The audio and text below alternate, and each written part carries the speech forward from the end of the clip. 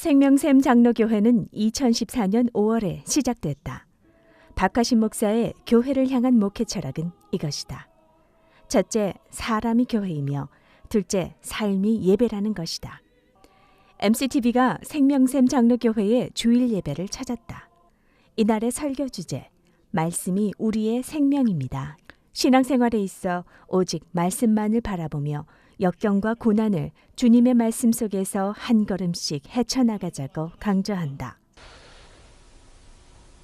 남들이 내 눈에 보기에 내 생각에 잘못을 했어요. 분명히 잘못했어요. 그거는 맞지 않는 일이에요. 잘못했어요.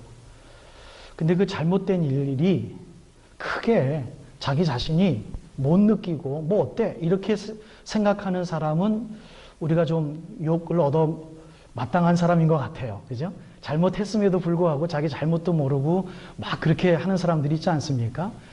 그런 분들에 대해서는 또 가르침이 필요하고 또 다른 인내가 우리 교회에서는 필요하지만 한 번 좀 실수했는데 내가 이거 잘못했나? 라고 조금 한 스텝 뒤로 물러나는 경우가 있잖아요. 우리 모든 잘못이 대부분 그런 경우에 속하지 않을까요? 그죠? 누군가 이렇게 한마디 얘기하면 내가 잘못했나?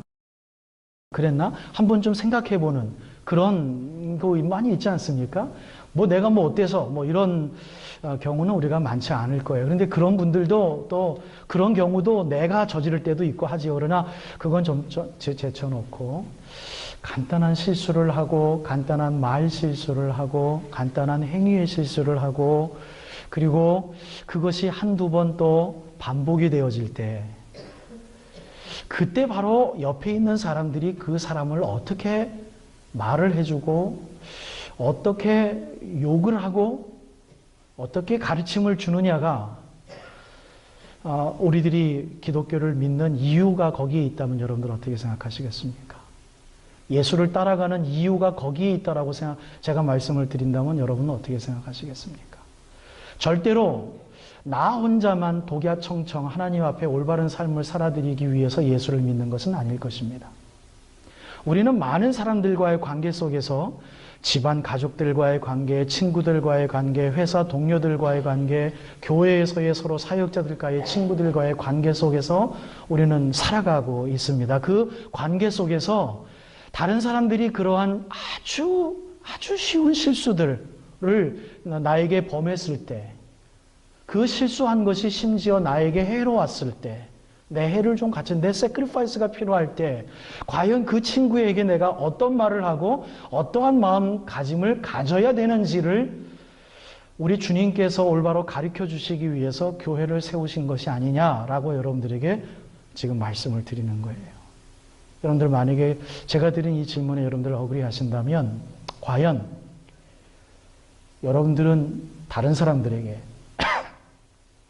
어떻게 말을 했으며 어떻게 행동을 취했는지를 한번 좀 생각해 보시면서 오늘 이 말씀이 여러분들에게 귀한 은혜와 위로와 또한 채찍질과 또한 하나의 그 모델이 되어졌으면 좋겠습니다. 만약에 예수님이 제가 지금 드리는 이 질문을 예수님도 동일하게 받았다면 예수님도 분명히 억울해하셨으리라고 생각을 하고요. 예수님도 그것을 몸소 실천하시기 위해서 우리 사람들과 같이 이 땅에 태어나셨고 30년 동안 가정에서 사셨고 그리고 3년 동안 공동체 생활을 하면서 사람들과 더불어 사람으로 사셨습니다.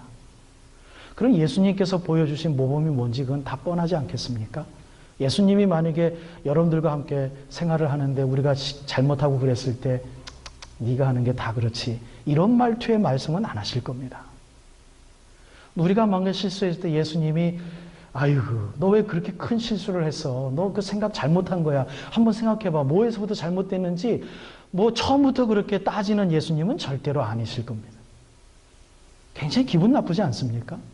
아무리 내가 잘못한 걸 아는데도 불구하고 누군가 그것을 곧바로 우리들에게 잘못을 픽스해줄 것을 요구해주는 좀 부담스러운 이야기를 한다면 그 기분 좋을 것 하나도 없어요. 여러분들이 만약에 교회 사역자로 있는데 교회에 새로 오시는 분들이 왔을 때 그분을 recognize 해주는 것과 안 해주는 것 거기까지도 포함을 해서 여러분들에게 질문을 드린다면 여러분들이 올바른 교회 생활을 하고 계시는지, 만약에 누군가가 교회 사역자들이 앞에서 리더들이 최소한 저는 얼마나 그 기도가 크겠어요. 몇 주 전에 새로 오신 분들이 만약에 오늘 새로 오셨다. 얼마나 기쁘게 그분을 맞아드리겠습니까? 근데 그분이 처음 저기 파킹랏에서 파킹하고 들어오시는 모습부터 만약에 여러분들이 봤을 때 그냥 똑같은 틀로 인사를 한다면 그게 과연 하나님 앞에서 올바른 건지 인격이 있는 건지 저는 거기까지도 여러분들에게 건드리고 싶어요. 관계가 없다고요? 전혀 그렇지 않아요. 예수님 그룹 공동체에서 새로운 제자들이 들어왔을 때 예수님이 그냥 야 쟤는 누구냐 그러고 말았을까요? 최소한 1박 2일 정도 넌 어디서 살았니? 너 그랬구나 라고 친절하게 이야기하지 않으셨을까요? 왜? 자기 공동체에 들어왔는데 얼마나 반가우셨겠습니까? 그렇게 반갑게 맞아야 그것을 보고 또 제자들이 배우는 것 아니겠습니까? 여러분 굉장히 중요한 이야기들입니다. 그리고 여러분들에게 지금 제가 드리는 말씀이 하나의 설교 서두이지만 전제 조건적으로 맞다면, 그리고 두 번째, 하나님 말씀에 대한 오해가 있는데요. 아직 서론입니다, 여러분. 하나님 말씀에 은혜 받았다라는 말을 우리가 많이 합니다. 또는 목사님들 설교에 참 그때 내가 어떤 목사님 방송 설교 들었는데 기가 막히게 설교하시더라. 굉장히 은혜를 너무 많이 받았다. 라는 말을 우리가 흔하게 합니다. 그리고 말씀에 대한 도전을 받고 싶은 사람들일수록 그러한 도전을 받기도 하고 또 그러한 도전 받은 것에 대해서 남들과 나누기도 합니다. 그렇다면 말씀의 은혜를 받는다는 것이 과연 하나님 중심의 은혜를 받았는지 아니면 이고센트릭, 나 중심의 은혜를 받았는지를 이 시간 한번 설교 서두의 두 번째 전제 조건으로 여러분들에게 질문을 드립니다. 첫 번째의 것으로 여러분들에게 조명해 드리긴 힘들지만 두 번째 지금 제가 드리는 말씀으로 조명해 드리면 제가 지금 무슨 말씀을 드리고 있는지 여러분들 이해하실 수 있으실 거예요. 하나님의 말씀의 은혜를 받았다는 것이 하나님 중심의 은혜를 받았다라고 이야기를 한다면 그 은혜 받은 분은 삶이 변합니다. 생각이 변해야만 합니다. 하지 않았던 것을 해야만 합니다. 해왔던 것을 끊어야만 합니다. 그것이 곧 하나님 중심의 은혜를 받은 올바른 은혜입니다. 자, 두 번째 것을 먼저 말씀드렸으니 첫 번째 것은 어떻게 적용이 될까요? 자기 중심의 은혜를 받은 사람은 절대로 생각에 변화가 없습니다. 행동 반경에 변화가 없어요. 하던 것 그대로 합니다. 해왔던 것 끊을 만한 용기가 없습니다. 왜? 자기 중심의 은혜를 받았기 때문에 그렇습니다. 그냥 한번 그동안 신앙생활을 해왔던 짬밥 때문에 카타르시즘을 느낀 것뿐이에요.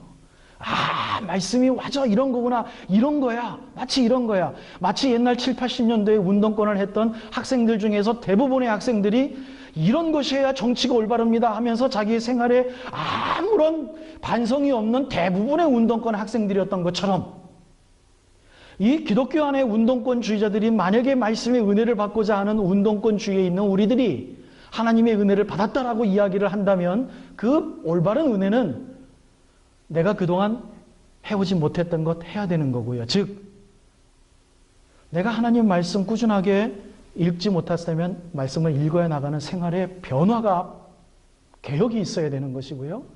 어느 누구도 위해서 남들을 위해서 도구의 기도를 하지 못했던 사람이라면 은혜를 받은 사람이라면 반드시 그 은혜를 준 성령 하나님은 기도하게 만든다는 거죠.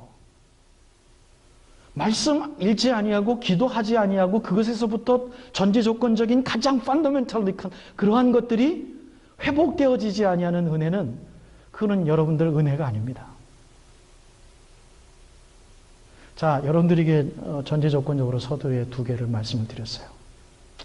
남들의 잘못이 발견될 때 내가 어떻게 대응을 하는지, 그분의 입장에서 한번 생각하며 대응을 하는지, 아니면 쉽게 속사포로 생각나는 대로 그냥 쏘아대는지, 아니면 두 번째, 하나님의 말씀을 은혜를 받기를 원하는 자들이 말씀을 받았다 해놓고 내 생각과 철학과 생활 반경에 아무 변화가 있는지 없는지 여러분들이 한번 생각하시며 오늘 저의 본론의 말씀의 강해를 여러분들이 한번 주도 면밀하게 들어주시면 감사하겠습니다.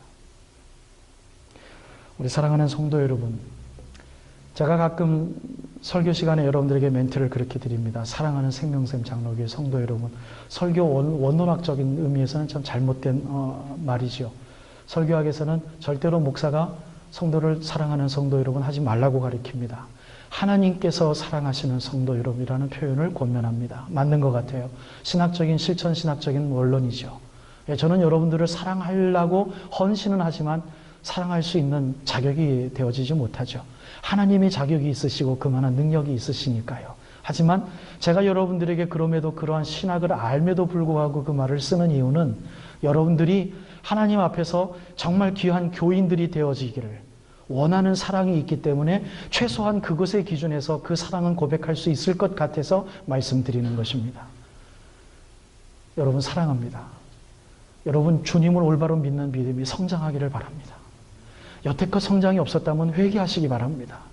올바른 크리스찬들, 정말 개혁적인 레디컬한 디사이플이 되십시오. 세상의 교회를 바라보지 마시고 말씀만 바라보십시오. 세상의 교회의 세대의 흐름에 민감하지 마십시오. 최소한 우리 교회를 앞서가시며 사역하시기를 원하시는 재직 청원을 내신 분들, 교회를 바라보지 마십시오. 정말 배울 거 없어요. 말씀을 바라보십시다. 저와 함께 말씀만 연구하십시다.